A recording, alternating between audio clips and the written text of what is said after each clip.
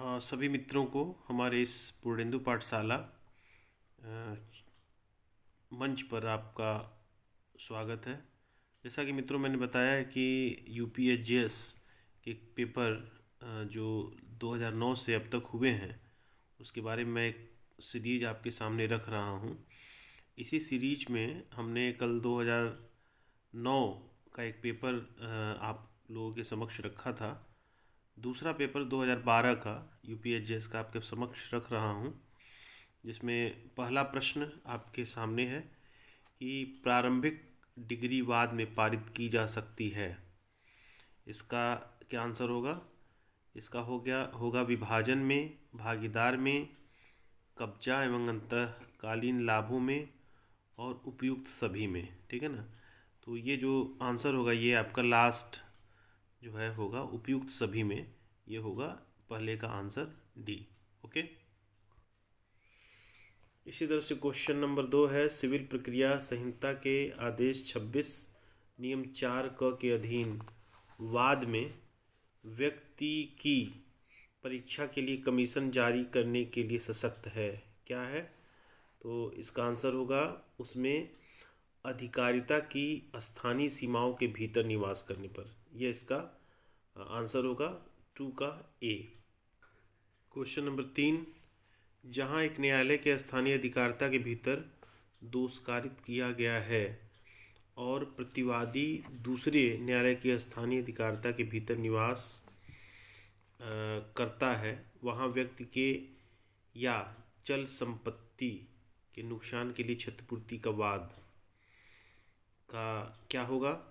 उत्तर है 4 ऑप्शन दिए हुए हैं आपके, दोनों होंगे। ऑप्शन सी होगा वादी के विकल्प पर या 2, ए या बी। तो पहला क्या है? उस न्यायालय के स्थानीय अधिकारिता में संस्थित किया जा सकेगा जहां दोष कारित किया गया है, और दूसरा ऑप्शन बी उस न्यायालय में संस्थित किया जा सकेगा जिसके स्थानीय अधिकारिता में प्रतिवादी निवास करता है। यानी तीसरे का सी नंबर का आंसर होगा आपका। चौथा क्वेश्चन, अपराध के समन का प्रभाव होता है दोष मुक्ति, उन्मोचन, समझौता, दोष सिद्धि। तो चौथे का ए दोष मुक्ति चौथे का ए दोष मुक्ति। पांचवा क्वेश्चन, संक्षिप्त विचारण में अधिकतम दंड हो सकता है 3 मास का। 3 मास का मतलब ऑप्शन नंबर ए, पांचवें का ए। छठवां क्वेश्चन है कि धारा 82 दंड प्रक्रिया संहिता के अंतर्गत उद्घोषणा में उपस्थित होने की तिथि कितने दिन से कम नहीं होगी? तो इसका ऑप्शन बी हो जाएगा 30 दिन। 7 नंबर का क्वेश्चन कि धारा 145 सीआरपीसी के अंतर्गत उपखंड मजिस्ट्रेट द्वारा पारित आदेश के विरुद्ध पुनरीक्षण संस्थित किया जाएगा। इसका ऑप्शन क्या होगा? सत्र न्यायाधीश के न्यायालय में। ऑप्शन डी सत्र न्यायाधीश के न्यायालय में। चोरी के अपराध का विचारण उस न्यायालय में किया जा सकेगा जिसकी अधिकारिता में चोरी कारित हुआ है, चुराई हुई संपत्ति कब्जे से प्राप्त हुई है, अपराधी चुराई गई संपत्ति जानते हुए रखा हुआ है। डी उपयुक्त सभी। 8वें नंबर का क्वेश्चन का ऑप्शन डी। क्वेश्चन नंबर 9, यदि अपराध के केवल जुर्माने से दंडनीय है वहां संज्ञान लेने की परिसीमा होगी 6 माह। Option number A. Next question, एक अभियुक्त को मजिस्ट्रेट चोरी के अपराध के लिए 1 वर्ष के कारावास और 1000 रुपये जुर्माने से दोषी करता है। अभियुक्त द्वारा जुर्माने के संदाय में व्यतिक्रम करने पर अधिकतम दंड दिया जा सकता है 9 मास। यानी क्वेश्चन नंबर 10 का आंसर बी 9 मास। मजिस्ट्रेट पुलिस अभिरक्षा का रिमांड नहीं दे सकता 15 दिन से अधिक। ऑप्शन डी 11 का ऑप्शन नंबर डी 15 दिन से अधिक का नहीं दे सकता। भारतीय साक्ष्य अधिनियम के अंतर्गत धारणा हो सकती है तथ्य की उपधारणा और विधि की उपधारणा। ऑप्शन सी ए व बी दोनों। 12 का ऑप्शन सी। ये क्वेश्चन अक्सर पूछा जाता है, सूचक प्रश्न पूछा जा सकता है किसमें? प्रति परीक्षा में, क्रॉस एग्जामिनेशन में। 13 का बी। साक्ष्य अधिनियम की धारा 145 के अंतर्गत साक्षी के पूर्व कथन के लिए प्रति परीक्षा हो सकती है उसे साबित किए बिना और साक्षी को दिखाए बिना। ऑप्शन डी, 14 का डी। नेक्स्ट क्वेश्चन, दस्तावेज पेश करने के लिए सम्मानित व्यक्ति दस्तावेज को न्यायालय में पेश करने से इस आधार पर इनकार कर सकता है। कौन सा? प्रश्नगत अभिलेख अप्रकाशित अभिलेख है, प्रश्नगत अभिलेख राज्य के क्रियाकलापों से संबंधित है, अभिलेख ग्राह्य है, उपयुक्त में से कोई नहीं। तो इसका 15 का जो ऑप्शन होगा डी, उपयुक्त में से कोई नहीं। नेक्स्ट क्वेश्चन है 16, साक्ष्य अधिनियम की धारा 45 के अंतर्गत विशेषज्ञ की राय प्राप्त की जा सकती है विज्ञान, कला, विधि, अंगुली छाप तथा हस्ताक्षर। बी, चिकित्सा मामलों में संलग्न विज्ञान, कला, अंगुली छाप तथा हस्तलेख। सी, विज्ञान, चिकित्सा संबंधी मामले सहित कला, विधि, अंगुली छाप, हस्तलेख और हस्ताक्षर तथा विज्ञान, कला, विदेश विधि, अंगुली छाप और हस्तलेख हस्ताक्षर।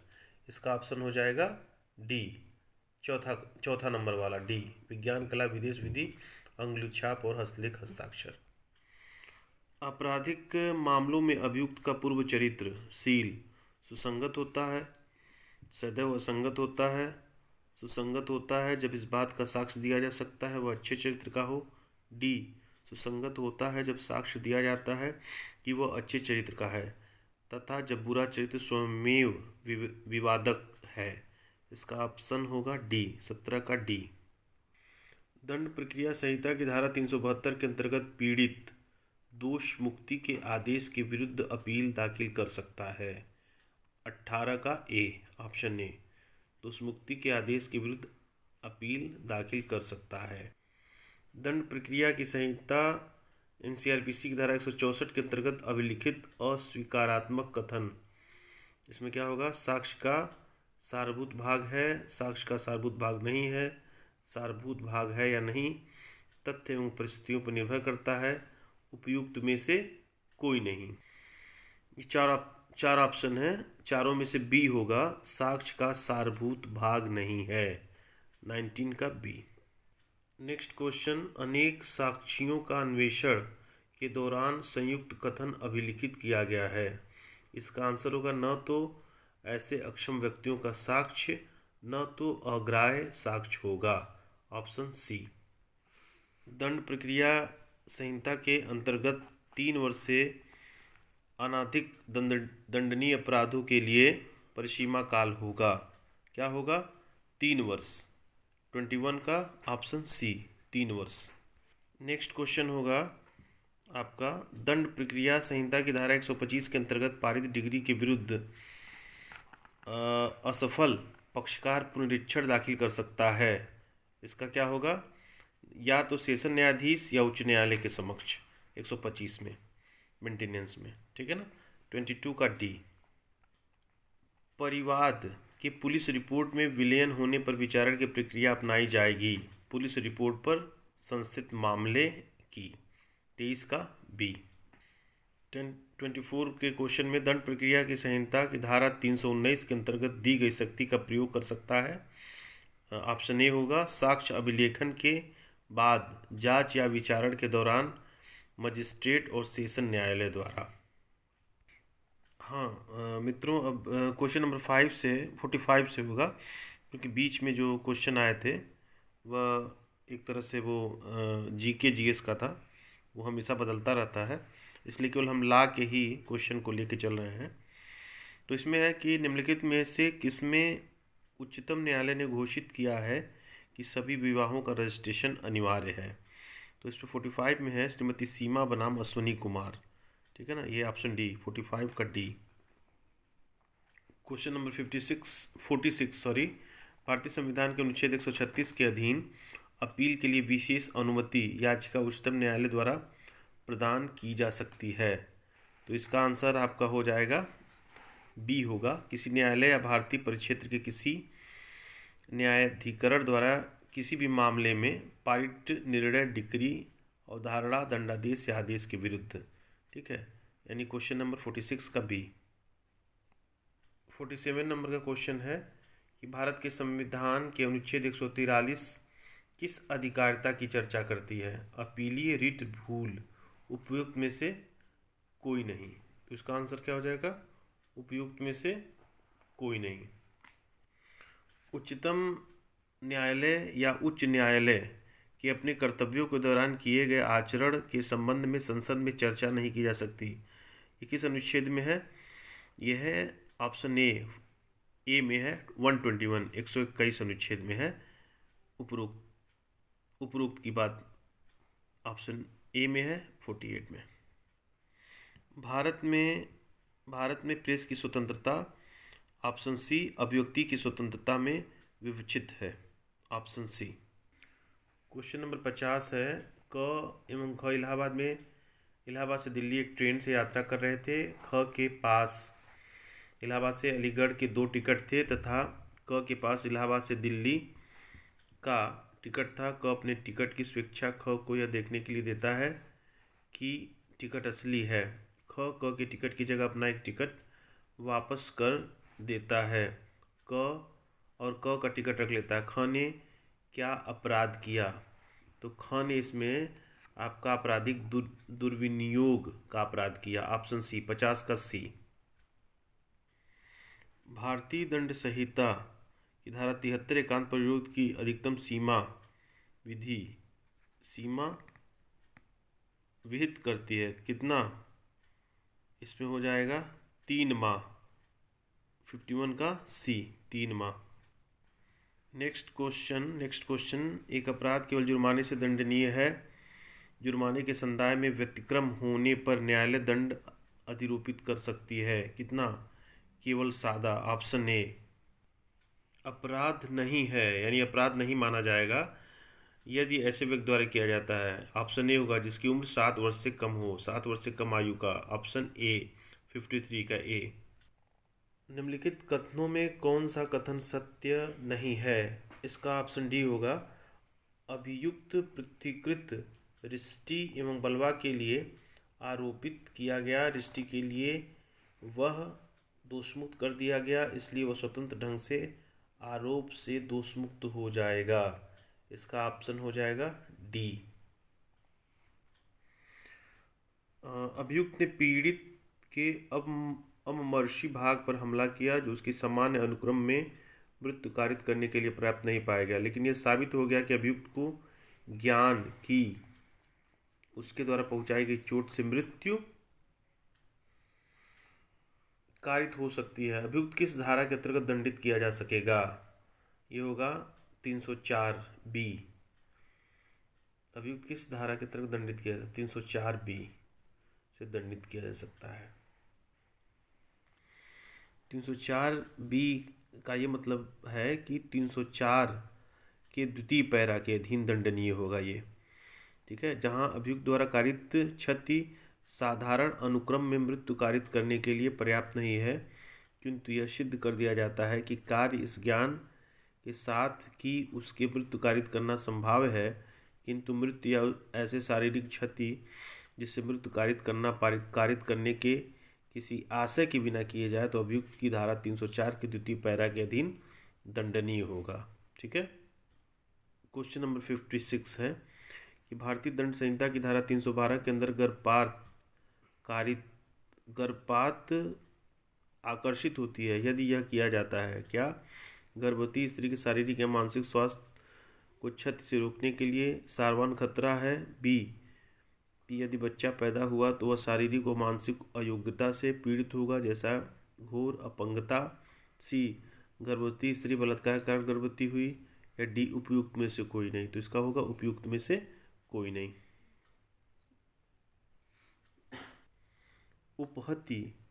उपहत्ति का कौन सा प्रकार गंभीर नहीं है? तो बी ऑप्शन होगा कोई उपहत्ति जिसके कारण पीड़ित को 15 दिनों तक गंभीर शारीरिक पीड़ा होती है। ठीक है ना, ऑप्शन नंबर बी 57 का बी। 58 नंबर का क्वेश्चन, इसमें क्या होगा? क य के कब्जे में गृह की मेज पर मेज पर ज से संबंधित अंगूठी को पाता है। क बेईमानी पूर्वक अंगूठी को हटाता है। क निम्न में कौन सा अपराध किया है? तो जहाँ बेईमानी पूर्वक हटाने की बात आ जाती है वहाँ सी हो जाता है, 58 का सी। 59 में प्रतिकार यानी बदला का सिद्धांत है, क्या है? ऐसा सिद्धांत है, ऑप्शन बी होगा, ऐसा सिद्धांत है जिसमें अभियुक्त को अपराध के अनुपात में दिया जाना चाहिए, जिसमें अभियुक्त को अपराध के अनुपात में दिया जाना चाहिए, बदला का सिद्धांत है, ऑप्शन बी। नेक्स्ट क्वेश्चन है कि क एक अच्छा तैराक है, ख को डूबते हुए देखता है लेकिन उसे बचाने का प्रयास नहीं करता। क ने कौन सा अपराध किया? तो क ने कोई अपराध नहीं किया, option number D. Next question है कि उत्तर प्रदेश जमींदारी विनाश एवं भूमि सुधार अधिनियम 1955 को निम्नलिखित की धारा के अंतर्गत राजस्व न्यायालय व्यादेश मंजूर कर सकती है। इसमें क्या होगा? आपका 61 का डी होगा, 299 डी, धारा 299 घ, ऑप्शन डी। क्वेश्चन नंबर 62 में आ जाइए। पट्टा जनित भूमि से बेदखली के बाद पुनः कब्जा करना उत्तर प्रदेश जमींदारी एवं भू सुधार अधिनियम की किस धारा के अंतर्गत दंडनीय है? तो ये हो जाएगा 198 ए, ऑप्शन सी, 62 का सी। नेक्स्ट क्वेश्चन, उत्तर प्रदेश जोत चकबंदी अधिनियम 1953 की धारा 11 क रोकती है, क्या रोकती है? ये रोकती है स्वत्व संबंधी आक्षेप उठाने से, स्वत्व संबंधी आक्षेप उठाने से, ऑप्शन नंबर सी, 63 का सी। 64 नंबर, उत्तर प्रदेश जोत चकबंदी अधिनियम 1953 की धारा 52 को सशक्त करती है, क्या? चक रोड या चक मार्ग उपलब्ध कराने के लिए कलेक्टर को, 64 का सी, चक रोड या चक मार्ग उपलब्ध कराने के लिए कलेक्टर को। 60 ए है, उत्तर प्रदेश शहरी भवन किराए पर देने या किराए एवं बेदखली अधिनियम 1972 की धारा 16 के अंतर्गत जिला मजिस्ट्रेट द्वारा पारित निर्मुक्ति के आदेश विरुद्ध क्या होगा? जिला न्यायाधीश के समक्ष पुनरीक्षण पोषणीय है, ऑप्शन सी, 65 का सी। 66 है, उत्तर प्रदेश शहरी भवन किराए पर उठाने भाटक या बेदखली अधिनियम 1972 की धारा 24 के अंतर्गत किराएदार को पुनः प्रवेश का विकल्प होता है, क्या है? अधिनियम की धारा 20 उपधारा 4 के अंतर्गत वर्णित किसी आधारों पर भू स्वामी द्वारा संस्थित वाद में किराए की बेदखली हो गई है। बी, मकानदार के आश्वासन पर कि भवन के पुनर्निर्माण हो जाने पर उसे पुनः प्रवेश दिया जाएगा, किराएदार ने भवन को खाली कर दिया। सी, अधिनियम की धारा 21(1) बी के अधीन जब निर्मुक्त होने के बाद भवन गिराकर नया भवन बना दिया गया। या डी, जब किराएदार ने भवन को अस्थायी रूप से खाली कर दिया है। इसका ऑप्शन हो जाएगा सी, अधिनियम की धारा 21(1) बी के अधीन जब निर्मुक्त होने के बाद भवन गिराकर नया भवन बना लिया है।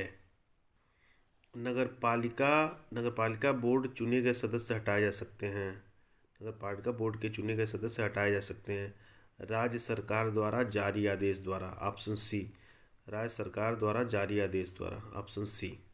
नेक्स्ट क्वेश्चन, उत्तर प्रदेश राज्य अधिनियम 1947 के अंतर्गत ग्राम सभा का तात्पर्य क्या है? निर्वाचन सूची में रजिस्टर्ड सभी वयस्क व्यक्ति, ऑप्शन सी, 68 का सी।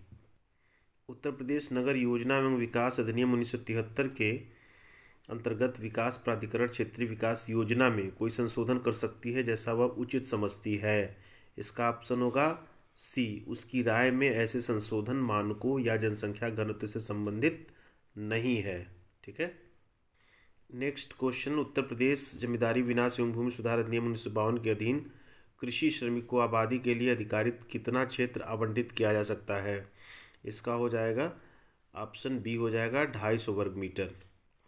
नेक्स्ट क्वेश्चन है इसमें, उत्तर प्रदेश जमींदारी विनाश एवं भूमि सुधार अधिनियम की धारा 171 एवं 172 में वर्णित भूमिधर या आसामी को छोड़कर मरती है, उसका हित निम्नलिखित में से किस एक उत्तराधिकारी में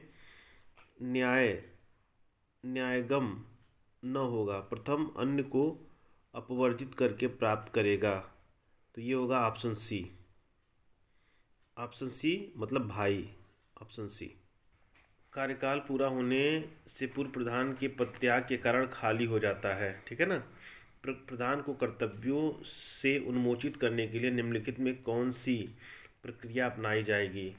तो ये होगा आपका ऑप्शन डी। विहित प्राधिकारी प्रधान के कर्तव्यों के निर्वहन के लिए ग्राम पंचायत के सदस्य को नामित करेगा। 73 नंबर का क्वेश्चन है आपका कि अनुसूचित जनजाति की भूमिधर या आसामी पट्टे की भूमि को निम्नलिखित में किस वर्ग के व्यक्ति को अंतरित कर सकता है।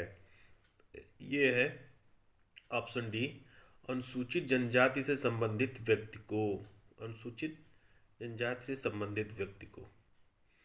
नेक्स्ट क्वेश्चन है, नगरपालिका बोर्ड निम्नलिखित में से किस रीति से उपविधियां बना सकती हैं। राज्य सरकार नगरपालिका बोर्ड के लिए उपविधियां बनाएंगी और नगरपालिका बोर्ड की उपविधियां नगरपालिका बोर्ड द्वारा संकल्प पारित करके बनाया जाएगा। सी है, नगरपालिका विशेष संकल्प पारित करके एवं पूर्व प्रकाशन के बाद उपविधियां बना सकेगा। और डी है, नगरपालिका बोर्ड या अध्यक्ष उपविधियां बना सकेगा। इसका ऑप्शन सी होगा, नगरपालिका विशेष संकल्प पारित करके एवं पूर्व प्रकाशन के बाद उपविधियां बना सकेगा। फिर नेक्स्ट क्वेश्चन है, जिला न्यायाधीश को विशेषाधिकृत रिटें जारी करने की शक्ति दिया जा सकता है, ठीक है ना। तो भारत के संविधान के अनुच्छेद 32 के अंतर्गत संसद की विधि द्वारा। Option C. राष्ट्रपति के निर्वाचन में निम्नलिखित में कौन भाग नहीं लेता। राज्यसभा के चयनित सदस्यगण, राज्य विधानमंडल के निर्वाचित सदस्य। नेक्स्ट, राज्य विधान परिषद के निर्वाचित सदस्य और लोकसभा के निर्वाचित सदस्य, ठीक है ना। तो इसका ऑप्शन होगा राज्य विधान परिषद के निर्वाचित सदस्य, ऑप्शन सी। भारत के संविधान के अनुसूची 11 संबंधित है। डी, राज्य विधानमंडल द्वारा मान्यकृत पंचायतों की शक्तियों, प्राधिकारों एवं उत्तरदायित्वों से। ऑप्शन डी, राज्य विधानमंडल द्वारा मान्यकृत पंचायतों की शक्तियों, प्राधिकारों एवं उत्तरदायित्वों से। नेक्स्ट क्वेश्चन है, 78 विधानमंडल निकाय के सदस्यों को गिरफ्तारी एवं निरोध से छूट प्राप्त है। इसका आंसर क्या होगा। ऑप्शन सी, सिविल की तरह आपराधिक मामलों में, लेकिन सदन सत्र में होने चाहिए। Option C. 79 है, राज्यपाल द्वारा कितने सदस्य राज्य विधान परिषद के लिए नामित किए जाते हैं। तो इसका होगा 1/6, ऑप्शन ए 1/6 वहाँ, ठीक है ना, 1/6। नेक्स्ट क्वेश्चन है भारतीय भागीदारी अधिनियम की धारा 4 के अधीन भागीदारी के गठन के लिए आवश्यक अपेक्षाएं नहीं हैं। तो इसमें क्या होगा, इसमें होगा हानियों में हिस्सा, ऑप्शन सी, हानियों में हिस्सा। नेक्स्ट है 81 क्वेश्चन, हिंदू पुरुष पुत्र द्वारा दत्तक के मामले में पुत्र होना चाहिए, क्या होना चाहिए, 15 वर्ष से कम आयु का। ऑप्शन सी, 81 का सी, 15 वर्ष से कम आयु का। नेक्स्ट क्वेश्चन, दत्तक ग्रहण मान्य नहीं है मुस्लिम विधि में, पारसी विधि में, मुस्लिम पारसी दोनों में, और न तो मुस्लिम में और न तो पारसी में। तो ऑप्शन डी हो जाएगा। नेक्स्ट क्वेश्चन आपका है, पक्षकार आपस में करार कर सकते हैं, ठीक है ना। तो ये है, दो समान अधिकारिता वाले न्यायालय को अधिकारिता प्राप्त होने पर उसमें से किसी एक न्यायालय में अधिकारिता न होने पर। 83 का हो जाएगा C, option C. Next question 84, सिविल प्रक्रिया संहिता के अंतर्गत एक अधिवक्ता का कर्तव्य है कि वह पक्षकार की मृत्यु की सूचना न्यायालय को दे। तो ये हो जाएगा ऑप्शन डी, आदेश 22 नियम 10 क के अंतर्गत, ठीक है, ऑप्शन डी।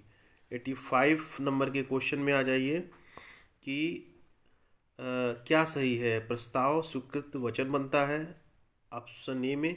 बी में प्रस्ताव और प्रतिफल मिलकर करार बनता है, ऑप्शन बी में है। सी में क्या है, करार और प्रवर्तनीयता संविदा बनती है, और ऑप्शन डी हो गया उपयुक्त सभी। तो सब हो जाएगा, इसमें ऑप्शन डी हो जाएगा उपयुक्त सभी। नेक्स्ट क्वेश्चन है, एक संविदा जो प्रारंभ में परिवर्तनीय है बाद में परिवर्तनीय नहीं रह जाती। इसका ऑप्शन होगा शून्य हो जाती है, ऑप्शन सी। शून्य हो जाती है जब वो अपरिवर्तनीय हो जाती है, ऑप्शन सी। नेक्स्ट क्वेश्चन है 87। इसमें क्या है कि क ख के जीवन भर के लिए संपत्ति का अंतरण करता है और उसके बाद ग एवं घ या उनके उत्तर जीवियों के बीच जो बराबर बराबर हिस्सों में बांटना है, ग घ के जीवित ही रहता है। ख की मृत्यु के बाद संपत्ति घ को जाएगी, ऑप्शन ए, 87 में ऑप्शन ए। नेक्स्ट क्वेश्चन आपका 88, संपत्ति अंतरण अधिनियम की किस धारा के अंतर्गत समझौता छली एवं कपटपूर्ण क्रेता है विरुद्ध शून्यकरण होता है? यह ऑप्शन हो जाएगा धारा 53 के 53। नेक्स्ट क्वेश्चन आपका हो गया, भारतीय संविदा अधिनियम की धारा 28 के अंतर्गत करार शून्य होता है, कब होता है? ऑप्शन बी, विधिक कार्यवाहियों के अवरोधक करार में, ठीक है ना, विधिक कार्यवाही के अवरोधक करार में ये करार धारा 28 के अंतर्गत शून्य होता है। ये 89 का B, option B. Next question, समदोष का तात्पर्य बी, मामले में समान दोष या त्रुटि होने पर। फिर नेक्स्ट क्वेश्चन, संपत्ति अंतरण अधिनियम 1882 की धारा संपत्ति अंतरण के कौन सा ढंग आच्छादित नहीं होता है? ऑप्शन सी, वसीयती निपटारा, 91 का सी। नेक्स्ट है, संपत्ति अंतरण अधिनियम 1882 की धारा 18 के प्रावधान लोकहित में धर्म के उत्थान, ज्ञान, वाणिज्य, स्वास्थ्य, सुरक्षा या मानवता के फायदे के अन्य उद्देश्यों में संपत्ति अंतरण पर प्रयोजन नहीं होती। ये धाराएं हैं, कौन सी धाराएं हैं? ये धाराएं आपकी हैं 14, 16, 17, ऑप्शन बी। फिर नेक्स्ट आपका 93 है। 93 में आपके 4 ऑप्शन दिए गए हैं, कौन कौन से हैं? ऑप्शन, हिंदू पति द्वारा इस्लाम स्वीकार करके दूसरा विवाह करने से संबंधित निर्देशकवाद है, कौन सा है? सरला मुदगल का मामला 1995, सी, ऑप्शन सी, 93 का ऑप्शन सी। नेक्स्ट क्वेश्चन, वैध मुस्लिम विवाह के लिए क्या होना जरूरी है? सी, ऑप्शन सी में प्रस्ताव एवं स्वीकृति एक ही समय एवं एक ही स्थान पर होना चाहिए, ऑप्शन सी। 95 क्वेश्चन में आपका आ गया, ऑप्शन क्या है इसका? 95 वाले क्वेश्चन में पहले पढ़ लीजिए क्वेश्चन, विशिष्ट अनुतोष अधिनियम की धारा 6 के अंतर्गत अस्थावर संपत्ति के कब्जे में प्रत्युद्धरण के लिए वाद संसित किया जा सकता है क्या? इसका option A, B, C, D 4 है, जिसमें से ये ऑप्शन हो जाएगा ए का मतलब हो गया केवल व्यक्ति के विरुद्ध, ऑप्शन ए, व्यक्ति के विरुद्ध। नेक्स्ट क्वेश्चन, न्यासी को क्षतिपूर्ति करने का अधिकार नहीं है। ए, संपत्ति के सुधार के लिए स्वयं द्वारा किए गए खर्चे के लिए, यह है ऑप्शन ए, 96 का ए। 97 में है, अधिवक्ता और उसके मुवक्किल के बीच वृत्तिक संसूचना साक्ष्य में ग्राह्य है, एक विशेषाकृत संसूचना है जब तक संविदा जारी रहती है। मुवक्किल की सम्मति से साक्ष्य में ग्राह्य है, ग्राह्य नहीं है जब तक कि विधिक नहीं है। इसका ऑप्शन हो जाएगा सी होगा, मुवक्किल की सम्मति से साक्ष्य में ग्राह्य है। नेक्स्ट क्वेश्चन, एक पक्षी डिग्री के विरुद्ध उपचार उपलब्ध है क्या? अपील में है, पुनर्विलोकन में है, डिग्री को अपास्त करने के लिए आवेदन में है, यानी ऑप्शन सी, 98 का डी, ऑप्शन डी। फिर आपका 99 में क्या है कि सिविल प्रक्रिया संहिता की धारा 217 के अंतर्गत निम्नलिखित में से कौन लोक सेवक नहीं है? एक न्यायाधीश, सरकार के वेतन से प्राप्त करने वाला व्यक्ति, ग्राम पंचायत का सरपंच, उपयुक्त में से कोई नहीं। 99 का सी, ग्राम पंचायत का सरपंच। गार्निशी का आदेश। गार्निशी आदेश एक आदेश है, क्या है? निर्णित, ए ऑप्शन ए, निर्णित ऋणी को ऋण अदा करने से प्रतिषिद्ध करना। बी, निर्णित ऋणी के ऋण को डिग्रीधारी को ऋण अदा करने के लिए निर्देश देना। ऑप्शन ए और बी दोनों, ठीक है ना। गार्निशी आदेश एक आदेश है। ये 100 का सी नंबर का ऑप्शन है, सी नंबर इसका ए और बी दोनों माने जाएंगे। ठीक है मित्रों, ये 2012 का जो पेपर है हमने यूपी एचजीएस का मैंने इसको आप लोगों के सामने रखा है। 2009 का एक दिन हमने रखा था आपके सामने यूपी एचजीएस का, और ये 2012 का है। अब तक जितने भी पेपर हुए हैं आने वाले पिछले सालों में, उन सारे प्रश्नों को मैं यहाँ पे आपके समक्ष रखूँगा, ताकि जब भी आप बैठिए अपने मोबाइल को ऑन करिए, उसको देख लीजिए और अपना रिवीजन कर लीजिए, ठीक है ना। धन्यवाद मित्रों। मैं फिर से एक प्रश्न पत्र के साथ मैं उपस्थित हो रहा हूँ। नमस्कार।